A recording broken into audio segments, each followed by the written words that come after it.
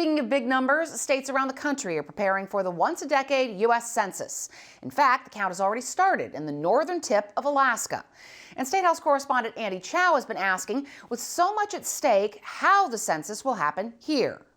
A lot is riding on an accurate count in Ohio. It not only determines the number of congressional districts, but also billions of dollars in federal appropriations.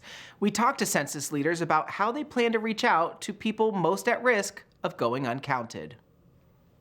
We want the best use of our resources. We have to make sure the bottom's stable. Nobody in this community should be hungry or homeless. Michelle Heritage is leading the charge in making sure those in Franklin County are still counted when the census is taken.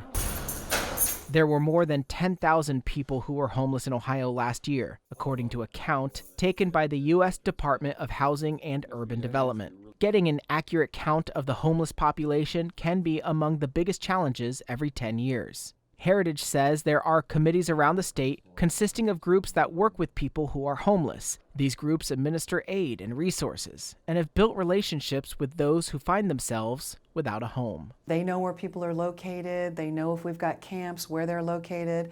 They also know where people who are unsheltered may be congregating in certain spaces, maybe at a soup kitchen, if people are using particular library branches, for example. And so it's really important that we communicate. We are mandated by the Constitution to count everyone. So we are planning once again this decade, as of April 1st this year, to count everyone once and only once and in the right place. Carol Hector Harris is a lead spokesperson for the Census Bureau in Ohio. She says there are several groups of people that will be counted through special enumeration efforts. That includes a special count for people in nursing homes, prisons, and colleges. The population count is tied to representation in Congress, and Ohio is already predicted to lose at least one seat in the U.S. House, based on the next census numbers. So those things are very, very important.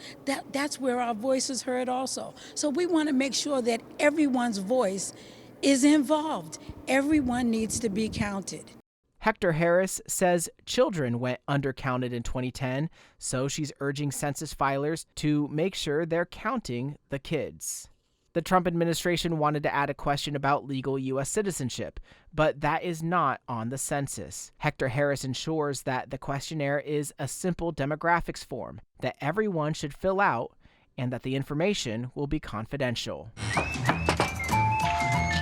The Bureau is running these ads to help recruit more people to take a job with the census this year. Hector Harris says these jobs can be crucial to helping get an accurate count and can be more than just walking around and knocking on doors. Our seniors in the community didn't want to apply because they thought, oh, my legs can't take walking from door to door. Those are not the only jobs that we have, but people associate those jobs with the Census Bureau. And we do have those, but that's not it.